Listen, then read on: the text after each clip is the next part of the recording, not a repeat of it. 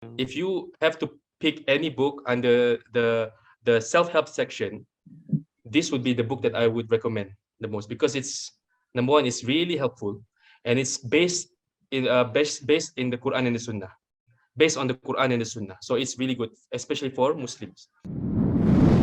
ولو أن أهل القرى آمنوا واتقوا لفتحنا عليهم بركات من السماء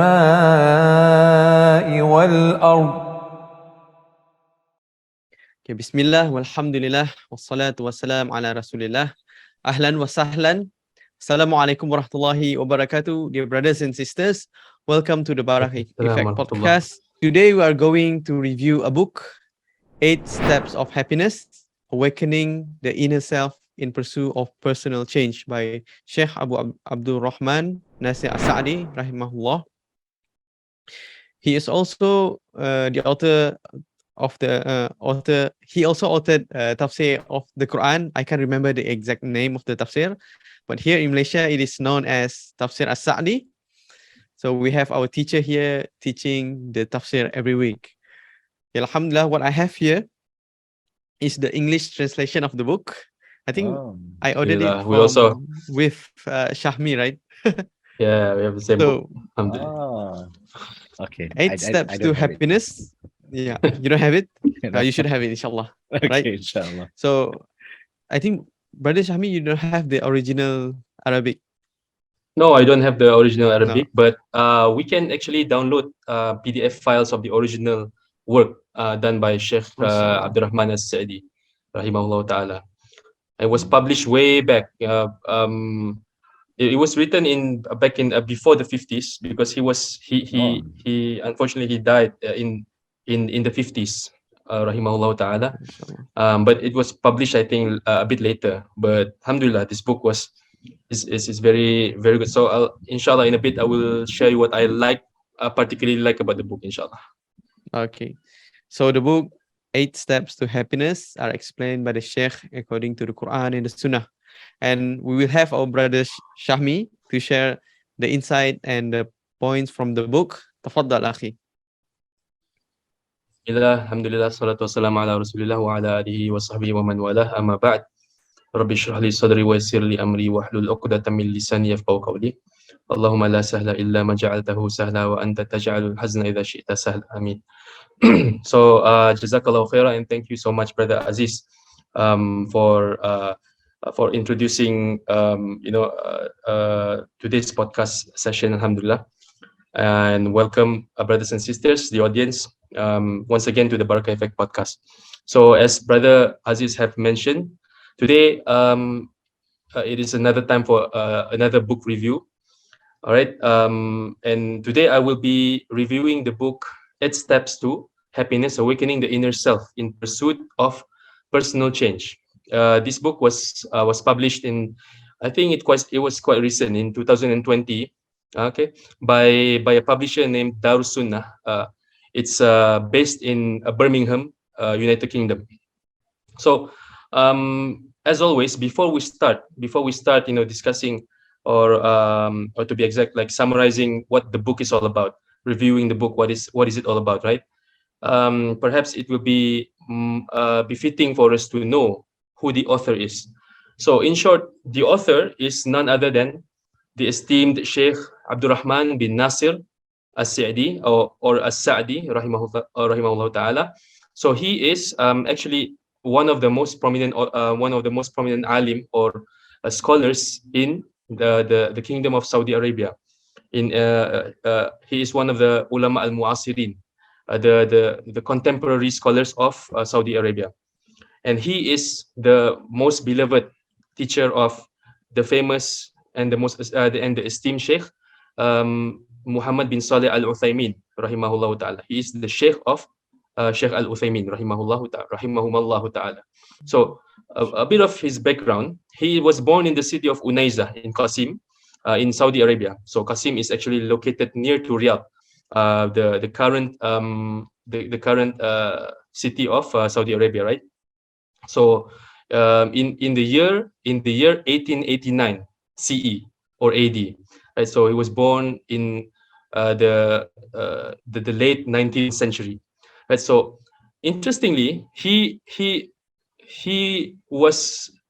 grew up as an orphan. So when he was 4 years old, his mother died, and 3 years later, his father died. Subhanallah. Oh, And despite that, growing up as an orphan, he had an excellent upbringing. So wow. this is sort of like a contrary to what we perceive right nowadays when we have children abandoned or maybe orphans, right? They will be abandoned, and subhanallah, they will grow up to become God knows what, right? But this means that we can actually raise someone who is an orphan to become an excellent human being, right? So he was extremely dedicated from a young Was age. it his He extended family or another family that That's the thing. raised I, him? I don't I don't really know that, Sheikh, Oh, that's inshallah. right. Okay. So Okay. maybe we can dig further, inshallah. But I would like to know that as well. So Hmm. he was extremely dedicated. So this description is what we can find it in this book, right? So he was extremely dedicated in learning the memorizing the Quran. At the age of 11 years old, he was already a hafiz. He was Oh, mashallah. he memorized the whole Quran, mashallah, tabarakallah. And also Hmm. he didn't stop at that. He strove as hard as he could to learn the Islamic sciences, and at the age of 24 years old, he was already teaching in schools, right?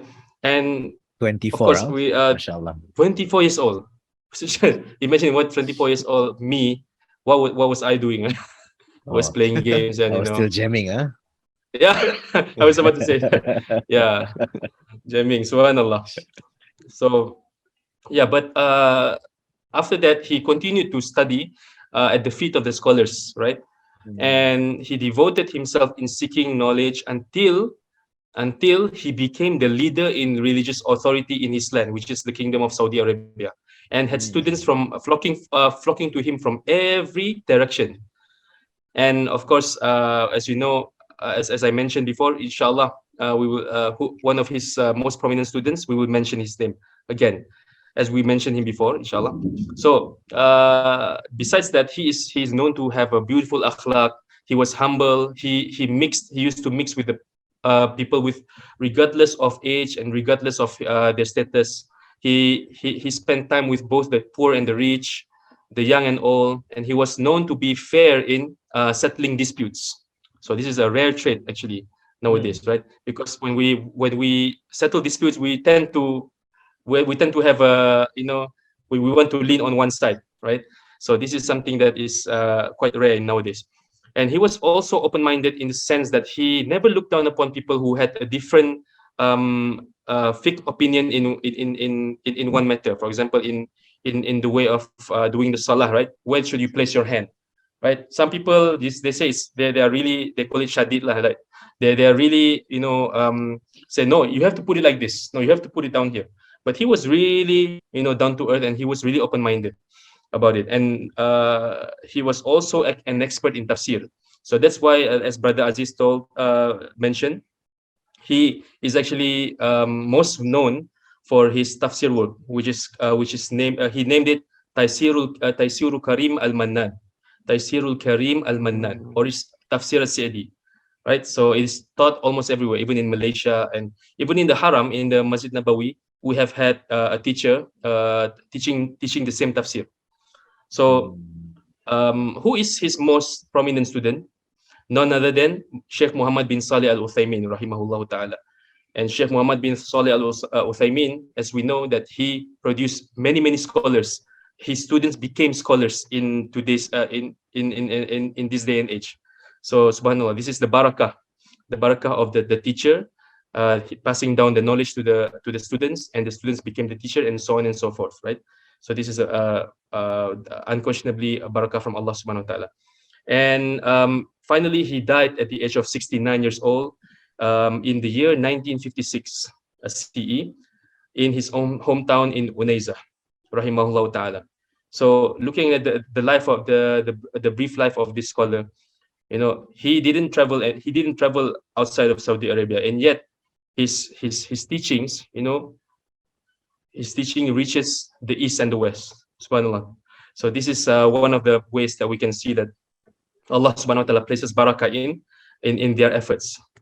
So that is about the author. May Allah bless him and may Allah continue to bless his work. Rahimahullah Ameen. ta'ala. Yeah, by the way, it's Alright, so it can be either a Saadi or a Sa'di, right? Because yes, sometimes correct. Yeah, both, huh? correct. Because if I'm not mistaken, the Sheikh Al-Usaymi rahimahullah, sorry, hafizahullah ta'ala, he said that the mashhur, the famous way of saying it is as-Sa'di with a fatha, with a baris atas, right? But the real way of saying it is actually with the kasrah, as-Sa'di. So this is just a lughawi, a benefit of the students of knowledge. They can benefit from this in terms of Arabic. It's not really that important, but this is ilm. So yes, you are correct, brother. Sadi or Sidi, either way is correct.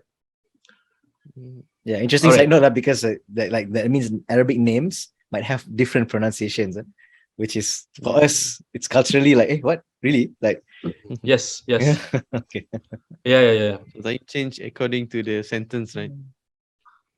Yeah, correct. Well, when you have like the science of nahu and sarf and so on, right? So this is very important sciences that we actually need to learn. Maybe just a little bit. Okay, so all right. So let's get to the book. So here we have the book. Aziz and I have the book, right? It's called 8 Steps to Happiness. So first of all, I will provide a summary of what the book is all about. Okay, so what's the story? What is the story of that is the book is trying to tell? So first of all, the book is a translation of Sheikh Nasir al-Sa'di's original work, which is called Al-Wasailul Mufida lil Hayati Sa'ida. Okay, Al-Wasailul Mufida lil Hayati Sa'ida, which one can literally translate as beneficial ways for a happy life, to attain a happy life. Beneficial ways to attain a happy life. So he didn't actually mention 8. Right? So this 8 steps is a bid'ah. It's an innovation on the translator's part. But Okay. no, it's a good bid'ah. It's a good bid'ah, inshallah. So the book Probably can take some essentially inspiration from the modern approach also, right? Like 7 habits, something like that, right? 7 habits. Yes, correct. And you actually I googled 8 steps to achieve to happiness. I actually found a book, 8 Steps to Happiness, which was written by a Western scholar. So it's yeah. So I don't know who he is, but apparently he's a professor in a university or something. So yeah. So it seems like the translator is trying to jump on that bandwagon lah. They're trying to make this book like under the genre of self-help or something like this. And it is correct actually, because this book, right? Yeah. If you have to pick any book under the self-help section, this would be the book that I would recommend the most, because it's, number one, it's really helpful, and it's based in the Quran and the Sunnah. Based on the Quran and the Sunnah. So it's really good, especially for Muslims. Right? Okay, so anyway, the book was called, is originally called Al-Wasailul Mufida lil Hayati Sa'ida. All right. So the book mentions 8 profound ways, as highlighted by the translator, 8 profound ways to achieve real happiness and simultaneously getting rid of sadness, grief, and anxiety. So this is the main theme of the book. How do you attain happiness? How do you attain happiness and simultaneously getting rid of the feeling of sadness, grief, and anxiety, right? So this is the main discussion of the book. And so the book addresses Muslims who are in a struggle to achieve true happiness in trying times.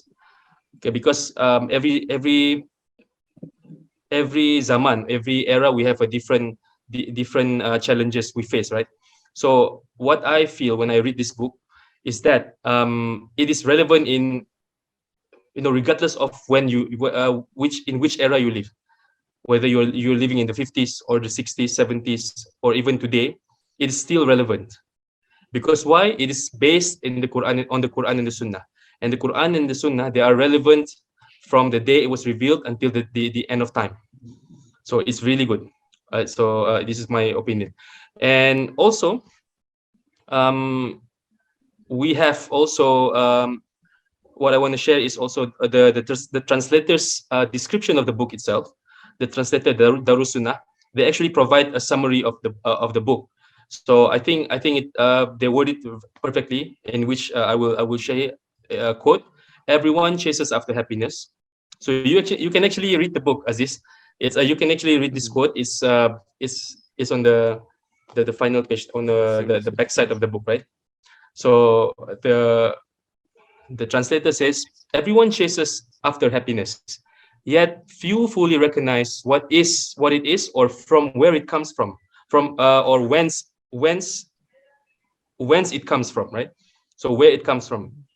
Happiness isn't a destination, but a journey needing certain inner qualities and a right state of mind to experience and reap. It's neither sold as a commodity nor can be bought, except through carefully crafting one's character and following a plan of action. For indeed, those who don't plan will fail to realize desired results." And likewise, this is an addition from myself. And likewise, those who plan will come to realize and inshallah obtain the desired results. Right. So that is why the Prophet ﷺ, he mentioned in a hadith was narrated in Sahih Bukhari, which means those among us destined to be from the people of happiness in the hereafter will find it easy to act upon deeds of people of happiness. Have you heard of this hadith? Oh, Those who are destined, right? kullu maysarun lima Uh, khuliqa lahu. Yes, saya. I'malu, right? The Prophet ﷺ, he said, like, just do your deeds, right? Kullun muyassirun lima khuliqa lah. Atau kama qala sallallahu alaihi wasallam. Right? So this is a very profound hadith. So yeah, that is a hadith that is, sort of ties our deeds with the qadr of Allah subhanahu wa ta'ala.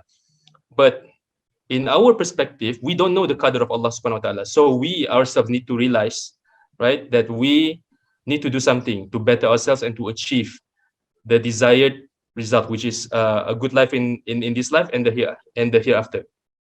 Right. So basically, this is the summary of the book.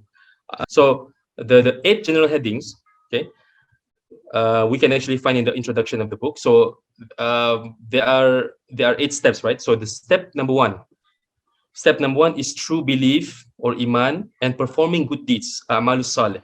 So this is step number one. So this is step number one to achieve happiness. Okay, step number two, occupying oneself with activity or useful knowledge. And under it, under step 2, there's a section 1 that says occupying oneself with the present. So subhanallah, not only we need to occupy ourselves with useful activity and knowledge, but we need to also focus on the present, right? Because if we focus on the past, huzun will come to our hearts. We will feel sad and remorse and regret, right? Grief. And this will ultimately cause us to disrupt our daily lives. But similarly, if we think about the future too much and not the present, we'll be struck with anxiety. Billah, right? So this is step number 2. And now step number 3 is remembrance, dhikr and thankfulness, shukr to Allah subhanahu wa ta'ala. And under step number 3, the Shaykh, or rather the translator, has divided 2 sections. Section 1 about thankfulness, shukr to Allah subhanahu wa ta'ala. Okay, this is the action of the heart, but mainly the action of the heart. But it should produces the action of the limbs as well. That is why the second section comes to play, implementing the teachings of the Prophet sallallahu alaihi wasallam. When we are thankful, we will do good. And how do we do good? In accordance to the teachings of the Prophet sallallahu alaihi wasallam. He is the guidance. He is the guide, right? So this is step number 3. Step number 4, removing whatever produces sadness and seeking the means of happiness.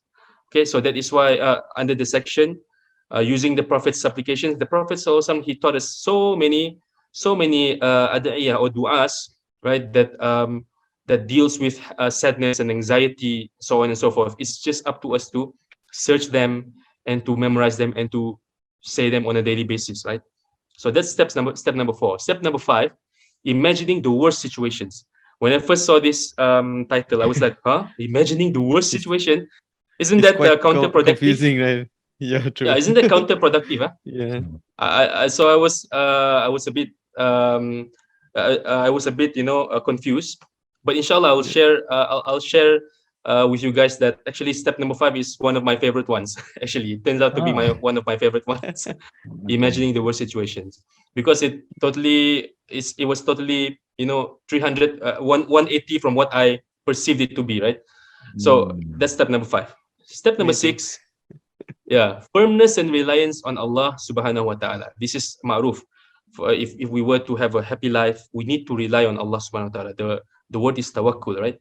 Right. So tawakkul in Allah subhanahu wa ta'ala. And tawakkul doesn't only mean we leave everything to Allah, but among the things that compounds tawakkul is also doing, acting upon the means to achieve it, to achieve the thing that we want, right? And then we rely upon Allah subhanahu wa ta'ala. So that's step number 6. Step number 7, repelling evil with good. Repelling evil with good. Wallahi, this actually is something that I think for myself, I think myself, never really given it much thought, because when we repel evil with good, we actually find happiness. We will feel tranquility. We'll feel calmness in our hearts, actually. But this is something that I see many people, including myself, we we we tend to look past over this. We don't really care about this so much. So that's step number 7. And under step number 7, we have the section of high aspiration, uluwatul himmah, and inner energy. Whoa, inner energy is another word that when I saw this, it immediately reminds me of all these gurus, right? This what do you say? Some Uh, Zen stuff, right? yeah, Stuff Zen like stuff. that. Yeah. I don't know the word to describe, but yes, Zen stuff, right? But actually, when I read the book, I was like, oh, okay, that's what he meant by inner energy. Okay, so Okay. step number 8, Oh, by the way, the enjoying. so high aspirations is part of number 7 under the repelling evil with good chapter. Huh? What step? Huh? Yes, yeah, yeah. So I was quite pleasantly surprised why it was put under that step, the Okay. section high aspirations, because it says that with high aspirations, then you will have the drive to repel evil, something like this, right? And you want Okay. good for the people, you want good for yourself, you want good for the community. So the high aspiration is what gives you that fuels your need for amar bil ma'ruf and nahi anil munkar. Right. So So those this high is what. aspirations is what sort of drives the good akhlaq for you to do to Yes, repel evil with good. yes, brilliant, brilliant. Yeah, that's the way it is. Very good. So step number 8, enjoying moments of happiness. So this is I find it really nice that the Sheikh mentioned this, because some would say that if you are Islam, you need to be serious all the time, right? You don't indulge yourself in happiness, right? But here you have the Sheikh, one of the senior scholars of Saudi Arabia, says that to enjoy moments of happiness, because it is important, because we need to enjoy the moments that we have. We need to enjoy the moments that we have with our family, our children, our wife, right? If not, we will live in a constant fear, and that is not hayatun tayyibah, as mentioned by Allah subhanahu wa ta'ala. He said it in the Quran. So under step 8, the Sheikh, or rather this translator, divided into 3 sections. Section number 1, expecting Allah's response, is beautiful, because when we enjoy the happy moments, right, we will make du'as to Allah subhanahu wa ta'ala to bless us with this moment of happiness, and we expect Allah subhanahu wa ta'ala to respond to the dua, maybe to by prolonging the happiness that we have, and by to bless it more, so on and so forth, right? And section number 2, taking lessons from calamities. And there's a dua, right? Wallahi, brothers, calamities are there for a reason, right? I know when many years ago, um, I can only speak for myself. When calamities strike, right? When a calamity befell, you almost feel like you are crippled, right? You don't know what to do, and you feel like it's a punishment, and so on and so forth. But Islam encourages us to see the prawn behind the rock, the udang sebalik batu, or the silver Prawn lining behind of the the rock, huh? Wow. It's the first time I hear somebody translate that. Not bad. Okay lah. Or you want lobster, so okay lah. Lobster. All right. So yeah, lobster even There's better always a because wisdom, it's, right? yeah, lobster is better, more juicy, more delicious, right? So yes, there is always something, to learn from when calamities happen, right? So this is among the things that we need to be reminded of time and time again. And finally, section number 3, we need to prioritize.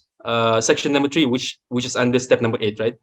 Prioritize important tasks. You can't be happy if you can't prioritize important tasks first, right? Because everything will be jumbled, right? Have you experienced this yourself? Like you have a lot of maybe 5-6 tasks on your hand, right? You want to enjoy, maybe to be in the company of your family, but you have so many things in mind, right? You have so many things in mind. Oh, I need to do this.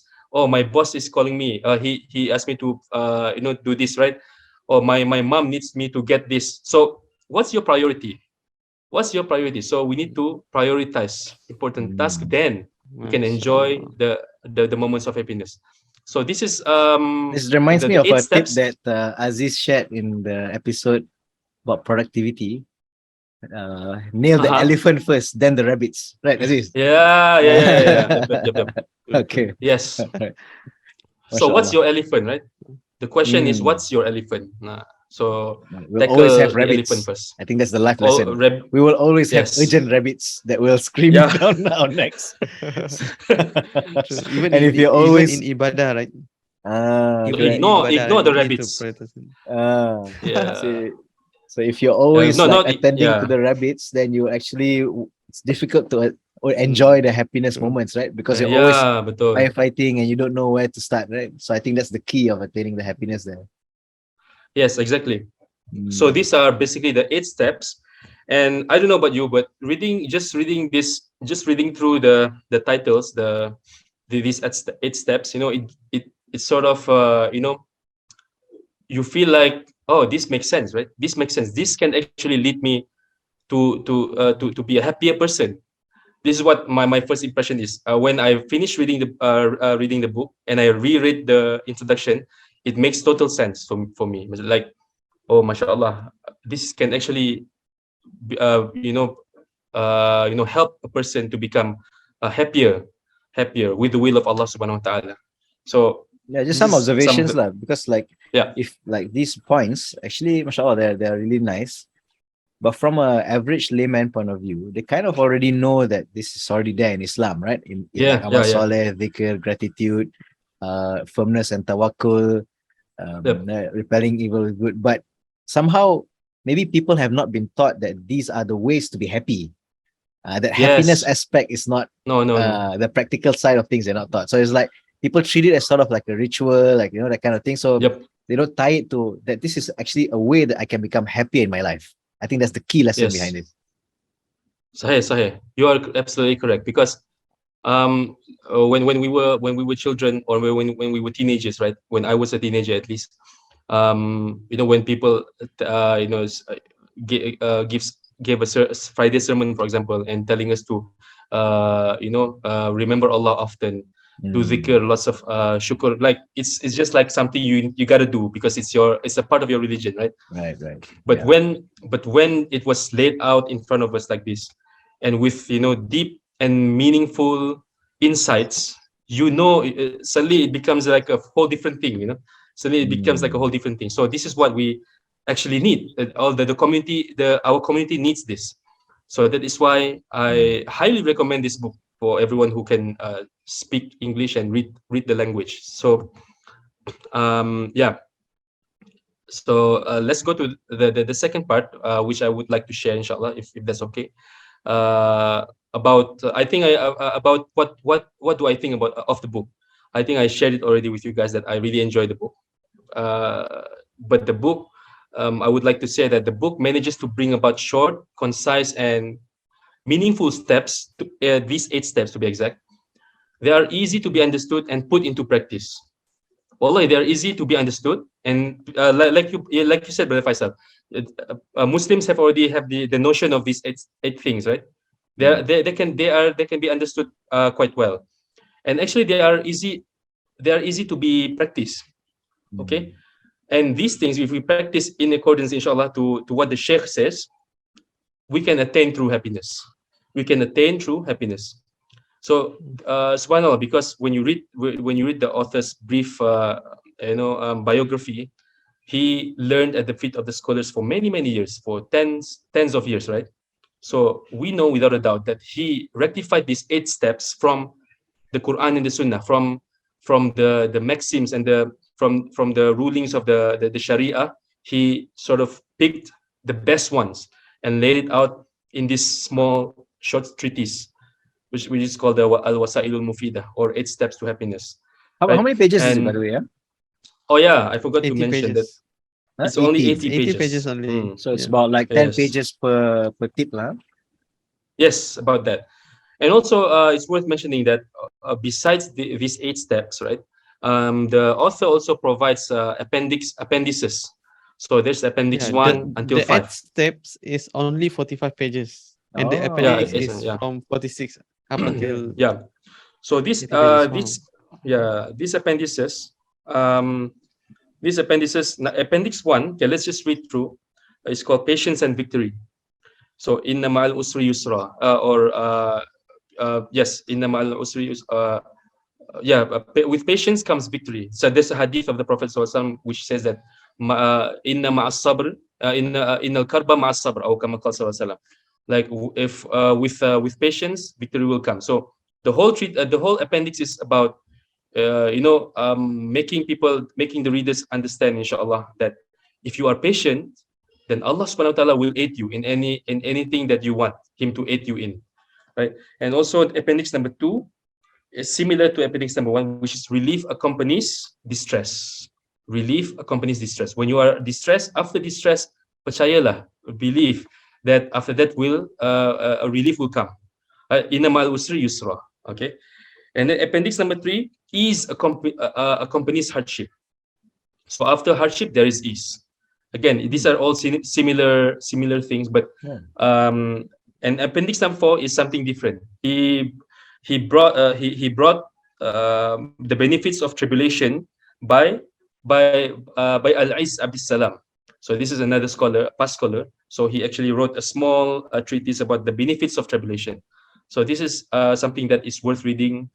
And then, inshallah, we will be able to see that, when there's tribulation, we will become a better person than before if we choose to be patient, right? So appendix number 5 finally is seeking Allah's help, which is very of utmost importance, right? Seeking Allah's help. So he didn't mention why did he actually put this down, why did he pen these appendixes, but I think that he is trying to ground the reader on the reality of life, and that these things that he mentioned, these 8 steps come from the Quran and the Sunnah, and specifically the ayat or the verses that mentions patience and victory, relief accompanies distress, ease accompanies hardship, so on and so forth. So I think this is one of the reasons why he mentions this, right? So I hope that is clear.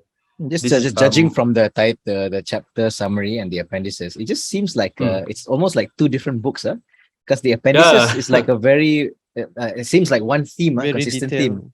Yeah, Yep. it's detailed, but it's like a consistent theme, right? About patience, about distress, about ease and hardship, benefits of tribulations, and even seeking Allah's help. Kind of like just wraps around that. So it seems like that's one book by itself, huh? And then the 8 steps is like, that's just my Yeah, observation. you can say that. Yeah, you can say It's like absolutely it's like right. 2 risalah combined to one. Yeah, it's like 2 books Yeah. for the price of one. Betul. Mashallah. Yeah, sahih. So all in all, you if you buy this book, you get 2 books. Yeah, essentially, right? You get 2 books, and it's really, and also it's worth mentioning too that the second part, or the appendices, it's mainly not the kalam or not the words of Sheikh Nasir, Sheikh Abdur Rahman As-Sa'idi himself, but in fact, Which one, sorry? those Which one are is not from him? the appendices. Appendices. Oh, He the merely, appendix. Oh, okay. he merely quotes. He merely quotes, and maybe with a minor ta'liq, with a minor ta'liqat, like with a minor Oh. comments here and there from him. Oh, so who Minor compiles comments the here. appendices? Then that's from the translator, is it? No, I think that's from the because I haven't read the original book of the Sheikh yet. Okay. But I believe it's penned by the Sheikh himself, because it seems like it seems like it's penned by him. But inshallah, we'll look into that again, inshallah. But ala kulli hal, both of the book entirely is very beneficial for those who are seeking. So this is my third point, and inshallah the last point. So just I side would, point. Just my observation. I think it's interesting because he puts the appendices to, it's almost like to, because when you read like steps to be happy, right? But for a person who's going through hardship, it's kind of difficult to think like how you want to be happy if I'm going through all this stress and this difficulty and tribulations, right? So there's appendices are to sort of put into perspective, like, so okay. Correct. So I think that's the deal, because sometimes when people are going, and normally people who read these books, sometimes they are going through some difficulties, right? They want some solutions. So I think sometimes, so probably it seems to me the author tries to remove this perception that, it's easy for you to say you're not going through hard times, that kind of thing. So probably it's like to put to rest this kind of to put these perspectives. I think by the way, I think it's worth mentioning too that when he mentions all of these, like hardship, ease accompanies hardship and all these things, right? There's no those who might say that, it's easy for you to say, you are a scholar, you just write all these things down, right? But he grew up as an orphan. He made his way up. He worked so hard to achieve what he achieved, right? So there's no such thing. So this is merely just a how do you say this, like a tohmahan, like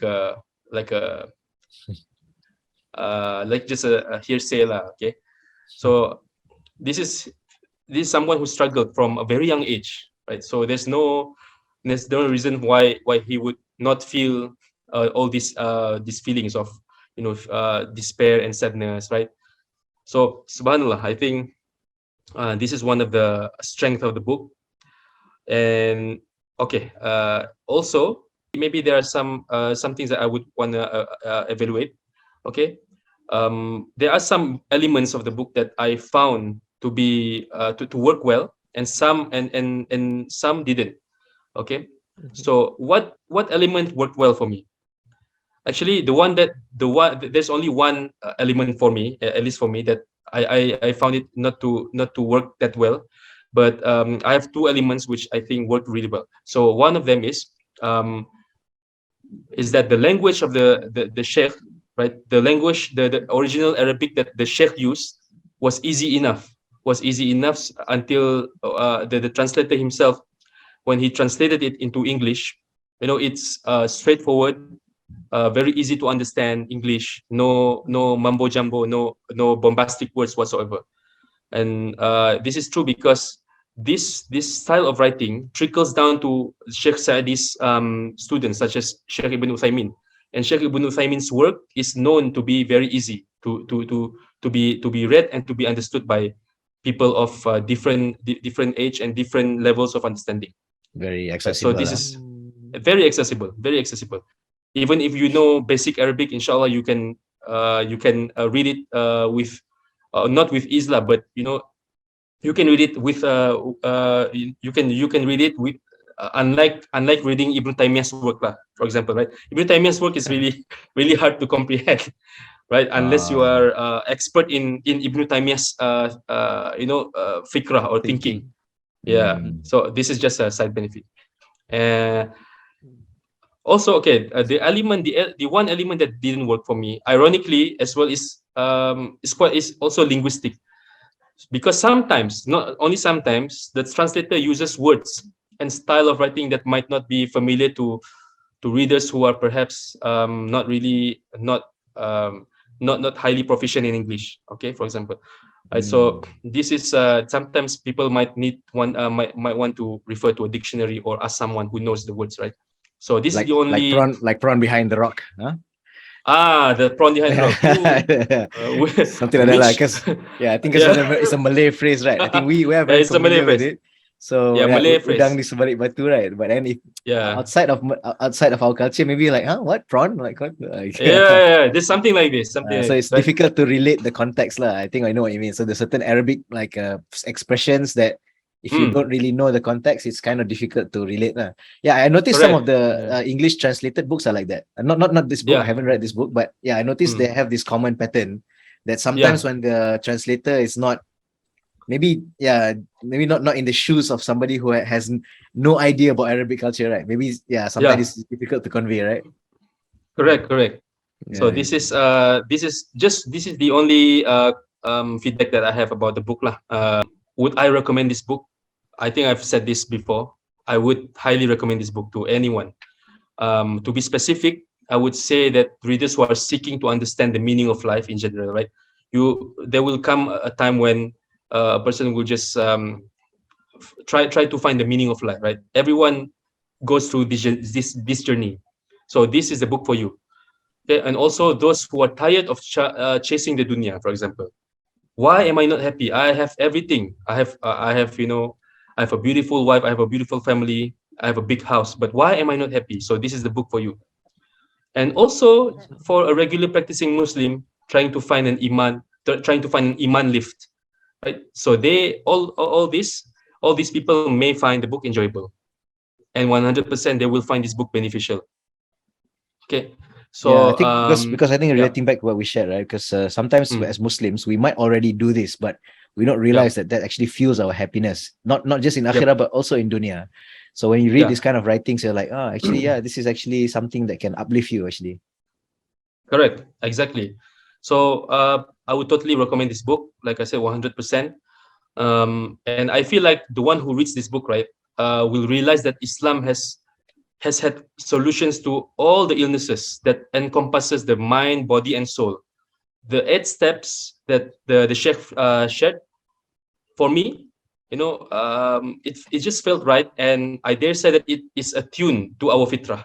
So it's not a step that when you read and when you try to read, when you try to implement the step, it will feel jangal. You will feel like awkward or something. No. Oh, okay. Each step you try to practice, inshallah, you will find tranquility, calmness in doing those steps, in following those steps.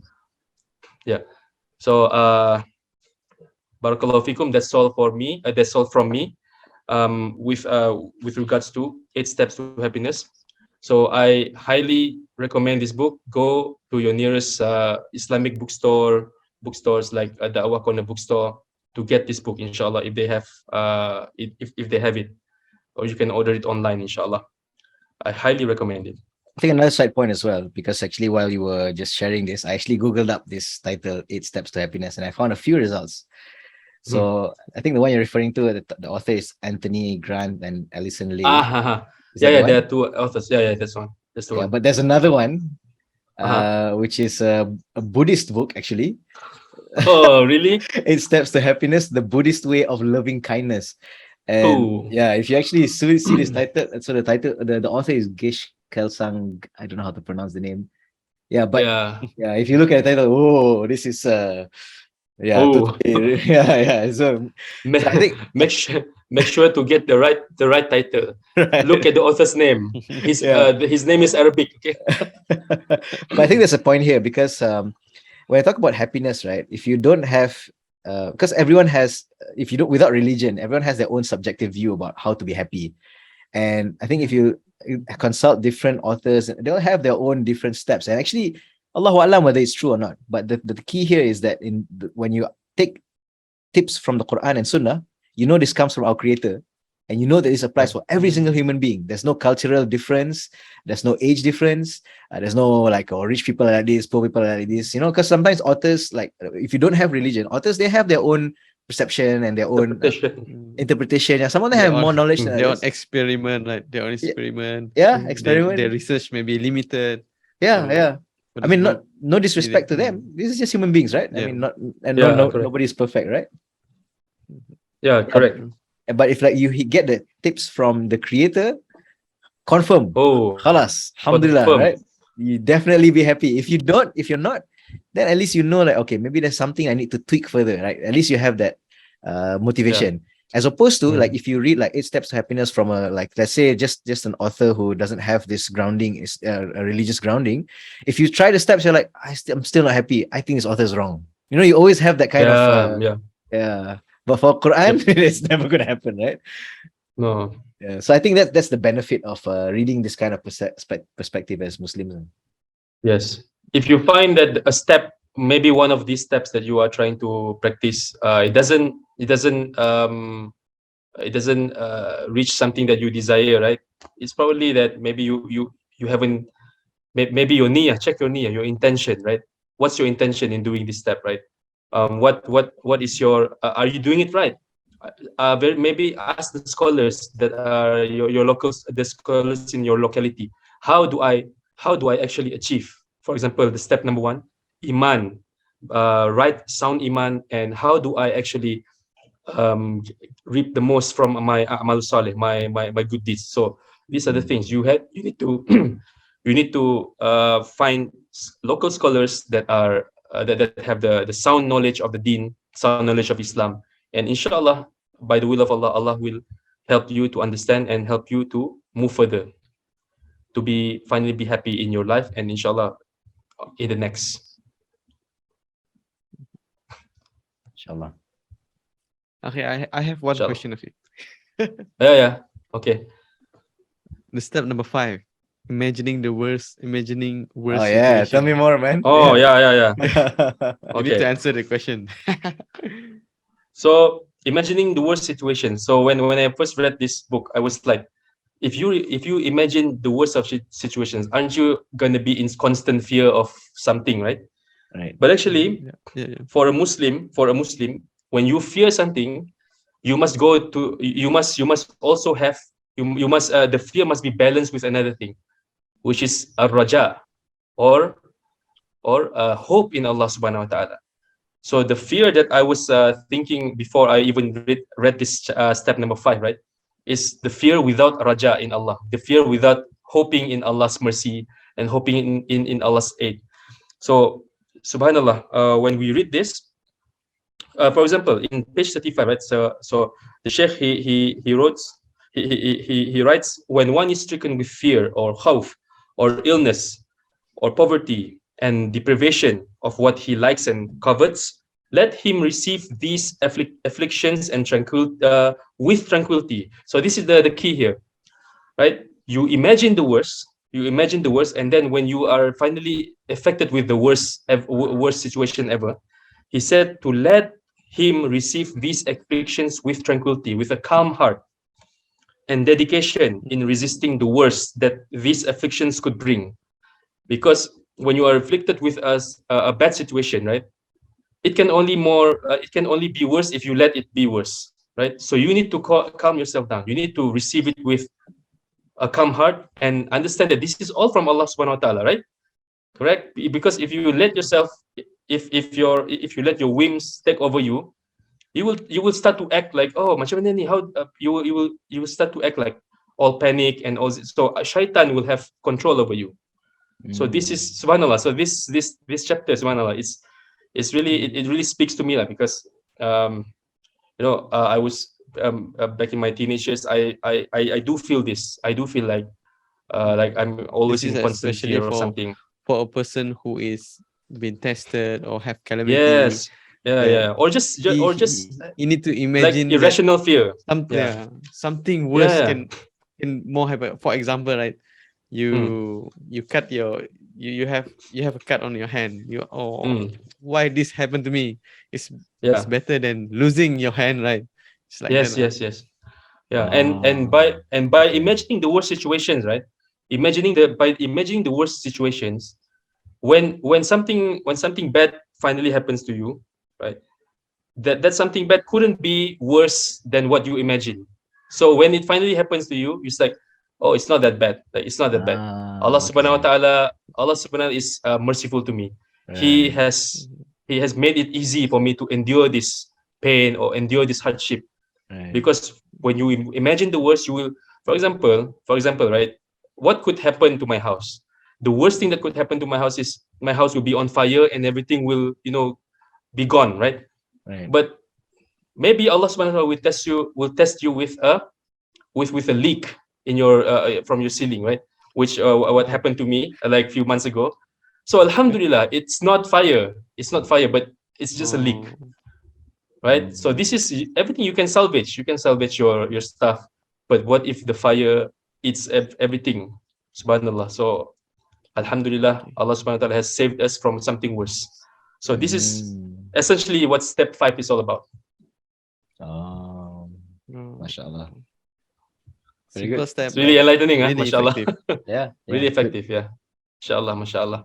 Yeah, there was a statement from the Salaf that said something like this: whenever I'm struck by calamity, I'm grateful for 4 things, and one of that is like one of the things is the one thing is like that this calamity is not a calamity in my religion, and then I can't remember the others, but yeah. remember that, right? And then there was the But one the worst highlight. the worst is the calamity in your religion. If Allah tests your religion, waliyadu billah, and subhanallah, waliyadu billah, that might take us out from the fold of Islam. This is the worst calamity. This is the worst ever calamity, especially if we die in that state. Subhanallah. May Allah grant us safety in this life and in the next. Yeah, and then the other one was like he said that because it could be worse, but it's not the worst thing that can happen. So I think it relates back to this one, right? So the fact that Allah tested it, like number one, it's not in my religion, and that it's really not as bad as it could be. So that makes you more optimistic in the hope in Allah's mercy. Yes. MashaAllah, beautiful. So yes, brothers, inshallah, this is what I have got for us to in this episode. And I really recommend Brother Faisal to get his own copy, inshallah. Yeah. Right? Inshallah, get his own copy, and maybe can ask Brother Farid if he has some in his store. Inshallah. Right. Inshallah. And the others also, don't forget to get this book. It's a very good book. It's an easy read. It's not gonna make you feel like you're judged or something like this, right? Sometimes when you read a book, you will feel like, oh, I'm feeling really judged right now, right? Because of the things that the author say, right? But no, this book is, the way that the author writes is really, really, mashallah. Oh, so this book is published by Dawah Corner, this English translation, is it? No, it's the publisher is Darus Sunnah, but I think I've seen it in Dawah Corner bookstore. I don't know. Okay. I don't know. Where did I? All right, so with that, I would like to say sallallahu ala nabiyyina Muhammad wa ala alihi wa sahbihi wa baraka wa sallam. Walhamdulillahi rabbil alamin. Thank you for tuning in, guys. Barakallahu fikum. Okay, jazakallahu khairan, Brother Shahmi, for the book review. I hope the listeners get benefit as I did.